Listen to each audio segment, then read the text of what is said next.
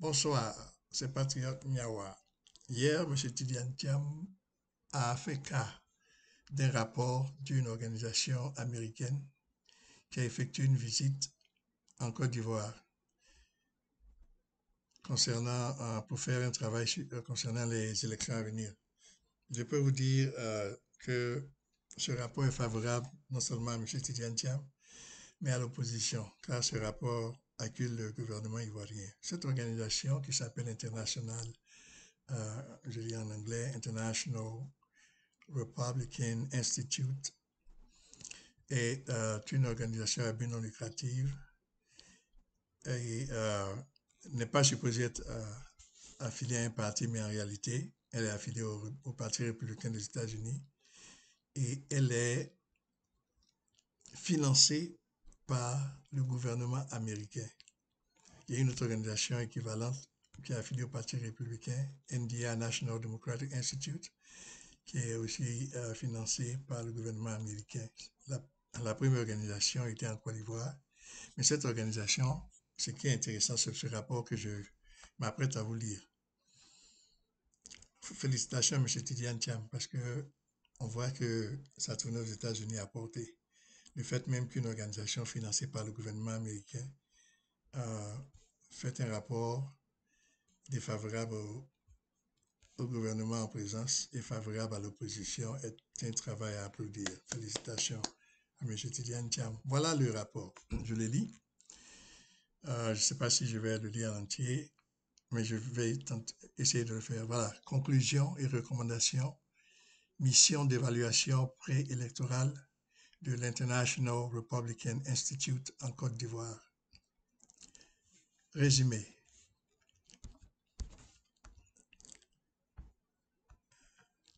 Voilà. Résumé. L'élection présidentielle de 2025 en Côte d'Ivoire arrive à un moment charnière pour le pays, qui se positionne comme une puissance économique régionale dans un contexte d'influence grandissante de l'Alliance des États du Sahel et d'une menace terroriste croissante dans la région.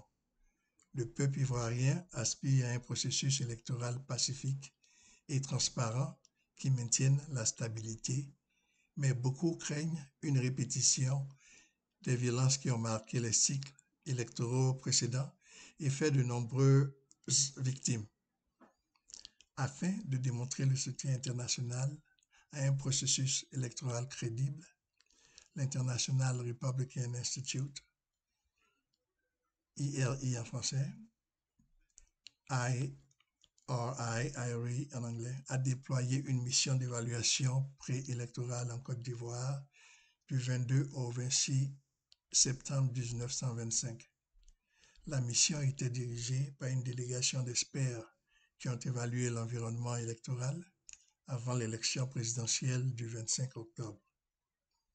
Cette déclaration présente les conclusions de la délégation et propose des recommandations clés au gouvernement, à la mission électorale indépendante, CEI, aux partis politiques et à la société civile pour aider à garantir un processus équitable, transparent et crédible qui reflète la volonté des Ivoiriens.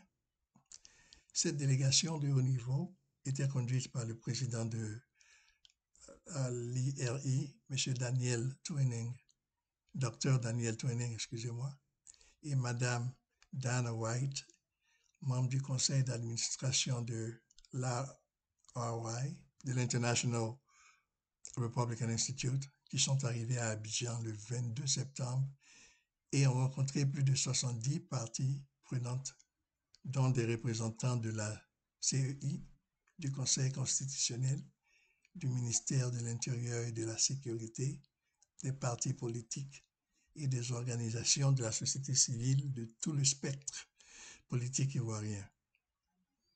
La délégation remercie l'ensemble des parties prenantes d'avoir pris le temps de rencontrer la mission ainsi que pour les fructueuses discussions. La délégation salue également le niveau de participation et les efforts de la CEI pour assurer une élection bien organisée sur les plans logistiques et techniques. Cependant, la mission a identifié plusieurs points critiques, lesquels s'ils ne sont pas résolus, sont susceptibles d'entraver la crédibilité de l'élection présidentielle d'octobre 2025. Les principales préoccupations comprennent la disqualification de candidats majeurs en raison de problèmes d'inéligibilité ou de l'absence d'autres candidats, ce qui limite la compétition et le choix offert aux électeurs. L'apathie générale des électeurs et la participation du droit de vote résultant de l'incapacité des citoyens à s'inscrire pour voter au-delà de la période d'inscription de novembre 2024. L'impossibilité de vérifier les listes de parrainage des candidats, ce qui réduit la transparence, des informations faisant état de harcèlement et d'intimidation visant des partisans de partis politiques, et l'absence d'un calendrier électoral accessible au public, ce qui entrave la redevabilité. Ces points reflètent des préoccupations plus larges concernant l'intégrité électorale, la méfiance du public à l'égard des institutions et le risque d'instabilité ou de violence. À travers cette déclaration, la délégation présente une évaluation impartiale et objective de l'environnement politique et électoral actuel, tout en proposant des recommandations pratiques pour renforcer la confiance des citoyens dans le processus, atténuer le potentiel de violence électorale et démontrer le soutien international à la démocratie en Côte d'Ivoire.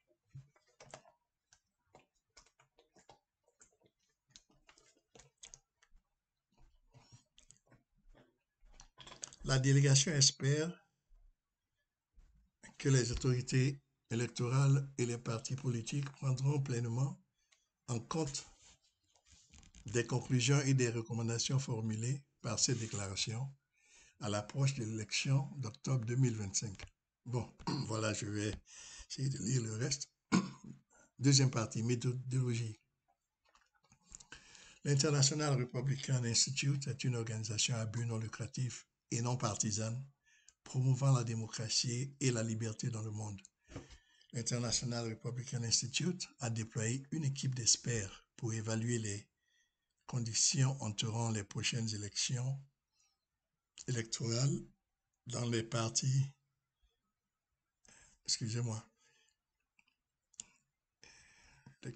Voilà. La décision a rencontré.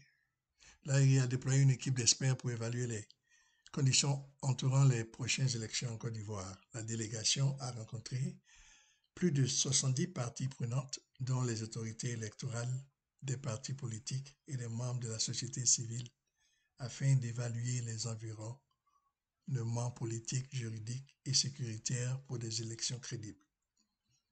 Leur évaluation a porté sur la préparation électorale, les vulnérabilités potentielles et les recommandations pratiques visant à renforcer le processus, à promouvoir la participation pacifique et à renforcer la confiance du public. Ces constatations sont présentées ci-après. L'International Republican Institute a commencé son analyse au début du mois de septembre avec le déploiement de 2 analystes de long terme qui surveillent l'environnement électoral avant, durant et après le jour du scrutin. L'International Republican Institute continuera son observation jusqu'au jour du scrutin et pendant la période électorale. À l'issue de son évaluation, l'International Republican Institute publiera un rapport final détaillant ses conclusions et recommandations. L'International Republican Institute adhère à la déclaration de principe pour l'observation internationale d'élections et le code de conduite à l'usage des observateurs électoraux internationaux et fonde ses conclusions sur le droit ivoirien et les normes internationales. Toutes les activités sont strictement non partisanes et fondées sur des principes de non-ingérence. Voilà, la partie 3, c'est le contexte. L'élection présidentielle d'octobre 2025 se déroule dans le contexte d'un système présidentiel renforcé et d'une instabilité et de violence persistantes, qui ont marqué de nombreuses élections présidentielles depuis 2020, en Côte d'Ivoire bien sûr. Parmi ces dernières, citons les élections de 2000 et de 2010, toutes deux marquées par des violences meurtrières et des déplacements massifs.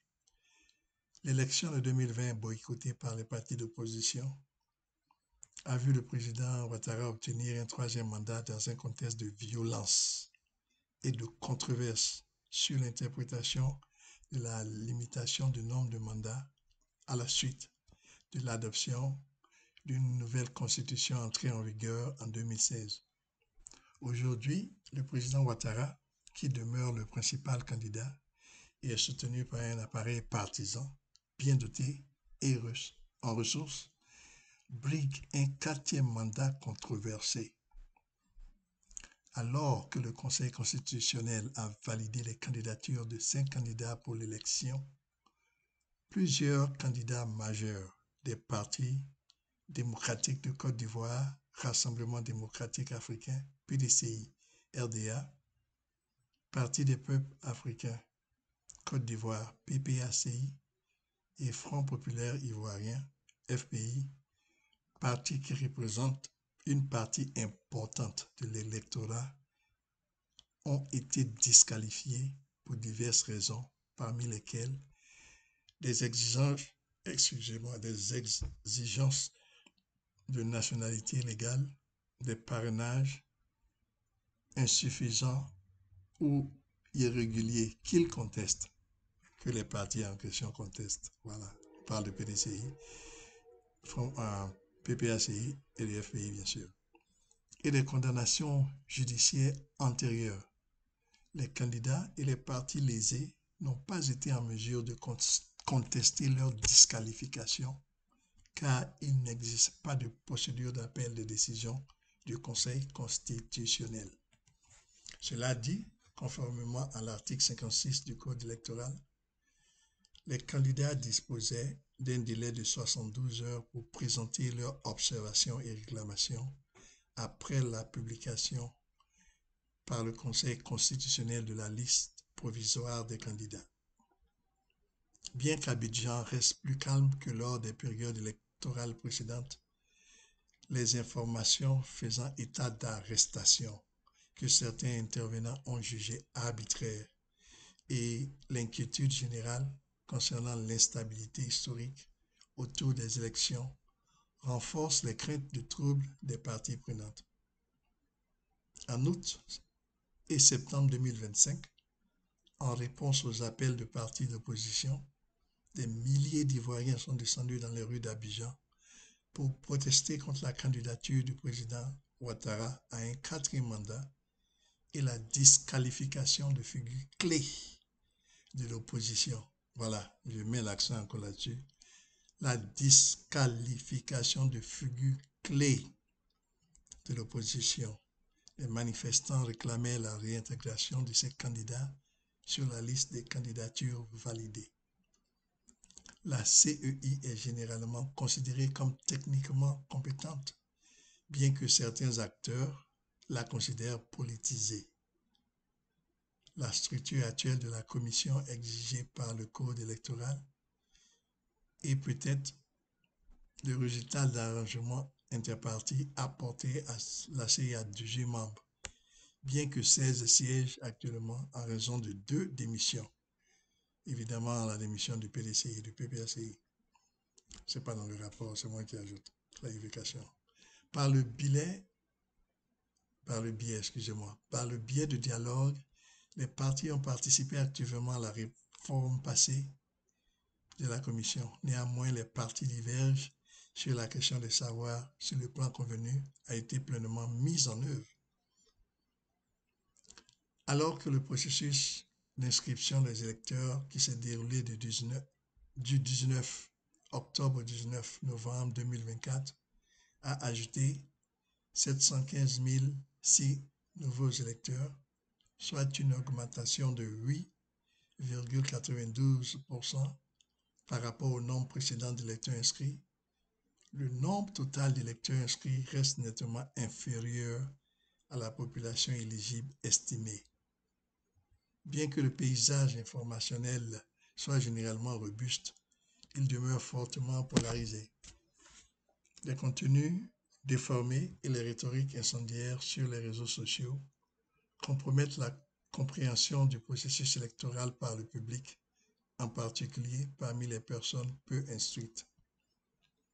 Quatrième partie de ce rapport est titrée « Contestation préliminaire ».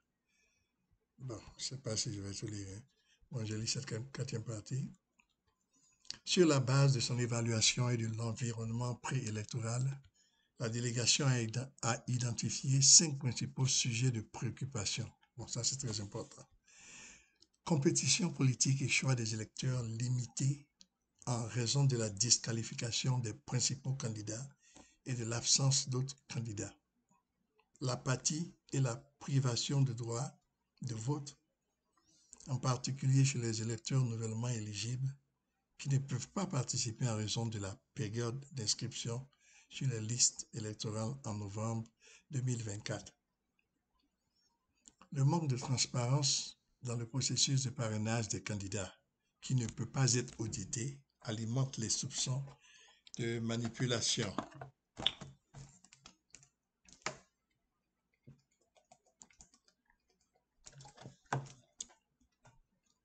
Des informations faisant état de harcèlement et d'intimidation visant des partisans de partis politiques. L'absence d'un calendrier électoral accessible au public, ce qui obscurcit le planning des activités électorales et restreint la qualité du public à surveiller le processus, de même que la redevabilité. Environnement politique et de campagne. L'environnement de la campagne préélectorale, l'environnement de la campagne électorale en vue de l'élection présidentielle d'octobre 2025 est caractérisé par d'importants défis pour la compétition politique. Le Conseil constitutionnel a approuvé 5 des 60 candidats à l'élection présidentielle, disqualifiant plusieurs personnalités majeures de l'opposition pour des motifs juridiques tels que le statut sur les listes électorales, des questions de nationalité et des déficiences en matière de parrainage. Ces disqualifications, bien que fondées sur la loi, sont perçues par certains comme étant motivées par des conditions politiques et ont exacerbé les tensions et déclenché des manifestations. L'absence de procédure d'appel restreint davantage la compétition politique, alimente les soupçons de manipulation et sape la confiance du public dans le cadre juridique. Le processus d'examen du parrainage des candidats demeure opaque. Les possibilités pour les candidats ou la société civile d'observer ou de contester les résultats étant limités. Les intervenants ont exprimé des préoccupations au sujet du manque de transparence qui a diminué la confiance dans le processus. La CEI, mandatée par la Constitution pour organiser des élections, comprend des représentants de la société civile et a fait l'objet de réformes avec l'accord des partis. Cependant, certains partis d'opposition s'en sont retirés, invoquant une méfiance systémique et une insatisfaction à l'égard de son fonctionnement. Bien que la CEI soit généralement considérée comme techniquement compétente, les accusations de partialité et de conflits internes persistent et de nombreuses parties prenantes ont appelé à une plus grande cohésion dans l'atteinte des objectifs du calendrier électoral. Participation des électeurs. La participation électorale se heurte à des obstacles importants, à savoir commencer par la gestion des listes électorales. Le processus d'inscription des électeurs a permis d'ajouter 515 006 nouveaux électeurs, portant le total à 8 727 431 citoyens, ce qui représente une augmentation par rapport à la période d'inscription précédente, encore loin de ce que certains intervenants estimaient, 12,5 millions de citoyens en âge de voter. La décision de la CEI de ne pas réviser les listes électorales en 2025, invoquant des contraintes de temps et de ressources, a effectivement privé de leur droit de vote un grand nombre d'électeurs nouvellement éligibles.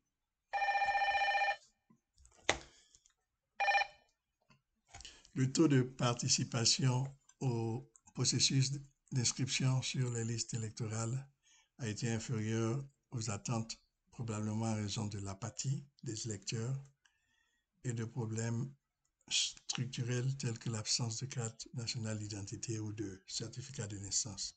Les accusations de doublons d'inscription et d'anomalies dans les listes électorales compromettent encore plus l'intégrité du processus. La clôture des listes électorales en mars 2025 signifie que les citoyens qui ont 18 ans après cette date ne pourront pas participer à l'élection. Les jeunes et les femmes restent nettement sous-représentés en politique malgré l'obligation légale d'un quota de 30% dans les organes de décision et les postes nominatifs et électifs, y compris pour l'élection des membres de l'Assemblée nationale dans certaines circonscriptions.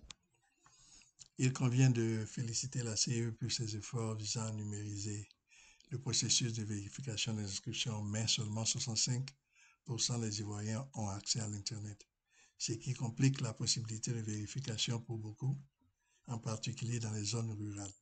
La distribution des nouvelles cartes d'électeurs est prévue à l'approche du jour du scrutin, ce qui soulève des inquiétudes quant à la collecte et à la participation en temps opportun. De plus, un certain nombre d'intervenants ont également demandé une plus grande cohérence dans l'atteinte des objectifs du calendrier électoral. Les organisations de la société civile jouent un rôle essentiel dans l'éducation des électeurs et l'observation des élections. La CEI a lancé des plateformes d'accréditation numérique pour ces organisations et leur fournit un soutien financier pour mener des activités d'éducation civique et électorale, mais des inquiétudes subsistent quant à la portée et à l'effectivité de ces efforts, en particulier dans les communautés rurales et marginalisées. Violence électorale. La violence électorale reste une menace persistante, enracinée dans l'histoire de la Côte d'Ivoire, marquée par la guerre civile et l'instabilité lors des élections précédentes. La disqualification d'éminents dirigeants de l'opposition et de la méfiance à l'égard des institutions ont ravivé les craintes de troubles. En août et septembre 2025, des milliers d'Ivoiriens ont manifesté à Abidjan contre la candidature du président Ouattara à un 4e mandat et la disqualification des candidats de l'opposition. Ces manifestations ont été suivies d'arrestations et d'enlèvements présumés de partis de l'opposition. Un certain nombre de personnes arrêtées ont depuis été libérées, mais certaines sont toujours en détention. Les informations faisant état de harcèlement et d'intimidation visant des partisans de partis politiques menacent l'engagement civique et contribuent à l'établissement d'un climat de peur. La société civile et les chefs religieux ont averti que l'incapacité à désamorcer les tensions politiques pourrait conduire à des violences pendant la période de campagne et après l'annonce du résultat. La frustration résultant de la disqualification d'un candidat et le manque de communication des partis d'opposition sur les stratégies alimentent les craintes d'une éventuelle éruption de violence. Environnement informationnel. La méfiance du public à la perte de confiance dans les... Ok, je viens de lire ça. Je relis. La méfiance du public et la perte de confiance dans les institutions sont alimentées par la diffusion d'informations déformées et le manque de transparence concernant certains aspects du processus électoral qui reste une grave préoccupation à l'approche de l'élection présidentielle. l'environnement de l'information en Côte d'Ivoire est polarisé et fragile, avec une forte influence des partis politiques sur les médias traditionnels et numériques. Les organes de réglementation tels que l'Autorité nationale de la presse et de la Haute Autorité de la communication audiovisuelle suspendent régulièrement des médias et imposent des sanctions, bien que cela ne soit pas encore produit pendant la période électorale actuelle. La loi sur la presse de 2017 protège les sources des journalistes, mais la loi sur les communications électroniques de 2024 criminalise la publication non autorisée de contenu numérique, faisant craindre que le journalisme d'investigation ne soit étouffé. Les réseaux sociaux sont peut-être ce qui préoccupe le plus les parties prenantes.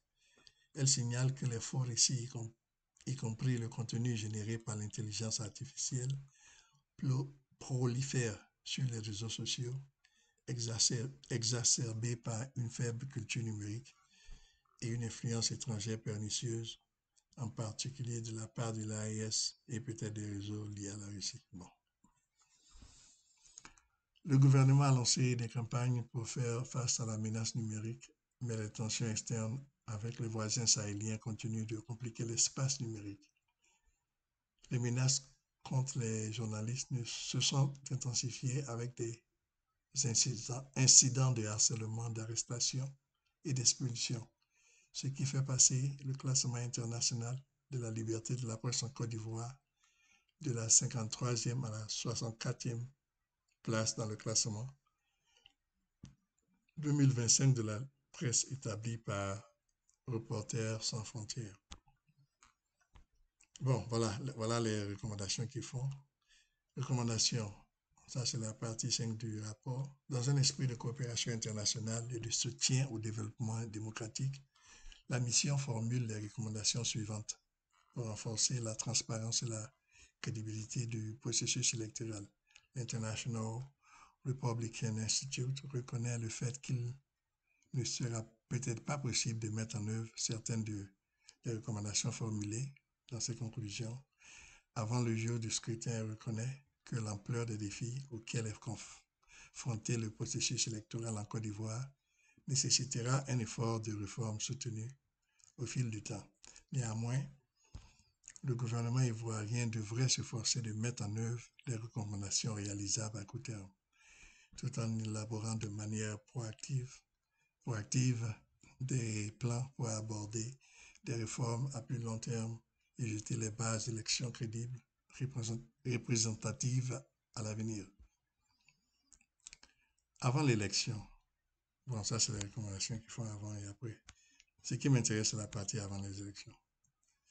Après les élections, bon, c'est pas quelles recommandations il faut faire. Avant l'élection, élargir l'accès à l'éducation des électeurs, la CEI, en collaboration avec la société civile et les partis politiques, devrait, élargir l'accès et l'éducation des électeurs. Bon, voilà, ils expliquent comment.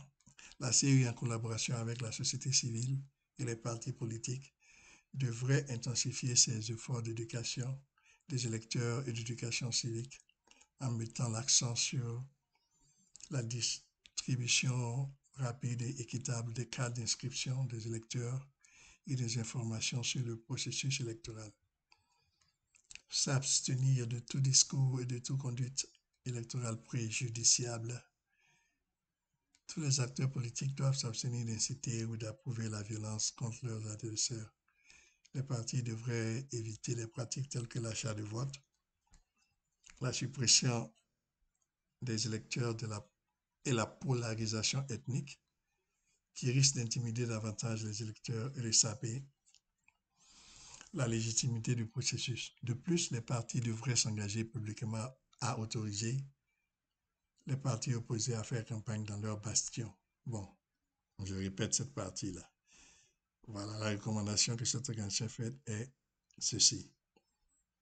De plus, les partis devraient s'engager publiquement à autoriser les partis opposés à faire campagne dans leur bastion. Enquêter sur les violences et les infractions liées aux élections. Le gouvernement devrait mettre en place un mécanisme pour signaler les violations ou les infractions avant les élections,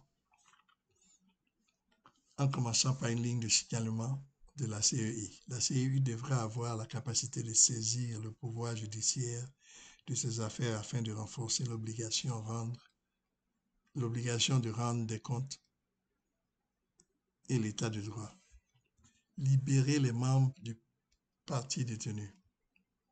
Le gouvernement devrait libérer immédiatement tous les membres sympathisants de l'opposition qui n'ont pas été inculpés dans le cadre du processus électoral. Je répète, et merci beaucoup à cette organisation. Voilà. Le gouvernement de Côte d'Ivoire, bien sûr,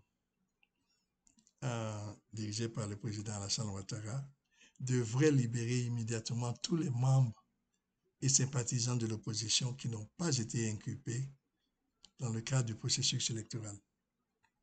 Leur maintien en détention porte atteinte aux libertés politiques, exacerbe les tensions et menace la crédibilité de l'élection.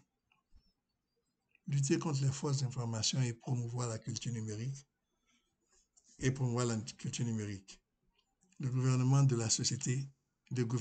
et la société civile devraient intensifier leurs efforts pour lutter contre les informations déformées, en particulier sur les réseaux sociaux, et investir dans des programmes de lutte numérique pour aider les citoyens à évaluer de manière critique les sources d'informations. Protéger la liberté de la presse. Les autorités devraient veiller à ce que les journalistes puissent travailler librement et en toute sécurité, sans crainte d'être harcelés, arrêtés ou expulsés. Des réformes juridiques devraient être engagées pour protéger le journalisme d'investigation et empêcher l'utilisation abusive des lois qui pourraient étouffer la liberté d'expression. Garantir l'égalité d'accès aux médias. Garantir l'égalité d'accès aux médias. Le régulateur des médias devrait garantir à tous les partis un accès égal aux médias publics, comme l'exige la loi, afin de favoriser des conditions de concurrence équitable pendant la période de campagne. Les organismes de règlement devraient appliquer les sanctions de manière transparente et équitable et veiller à ce que toutes les restrictions imposées aux médias soient justifiées, proportionnées et conformes aux normes internationales en matière de liberté d'expression. Publier le calendrier électoral. La CEI devrait mettre à la disposition du public un calendrier électoral détaillé décrivant toutes les étapes du processus. Ce calendrier est essentiel pour accroître la transparence, sensibiliser le public, assurer la redevabilité et favoriser la confiance dans le processus électoral. Bon, la dernière partie, c'est les recommandations qu'ils font après les élections. Bon, je ne pense pas que j'ai besoin de lire ça. Déjà, améliorer le processus de sélection des candidats. Bon, accroître la capacité des partis politiques à procéder à une mise à jour annuelle des listes électorales. Bon, donc voilà, en conclusion, le rapport que l'Institut américain dénommé International Republican Institute a fait après avoir envoyé une mission à Abidjan. Je précise que le président Tidiane Tcham était aux États-Unis et a engagé une campagne diplomatique, voilà, pour que le gouvernement américain s'implique dans la pression contre le régime Ouattara. Je pense que ce rapport va beaucoup aider, parce que c'est à ce genre de rapport que les politiciens américains, tant les élus que ceux qui gouvernent, font référence. Donc, merci beaucoup à l'Institut, à l'International Republican Institute, et merci à M. Tidiane Tcham pour tout le travail qu'il a fait ici aux États-Unis.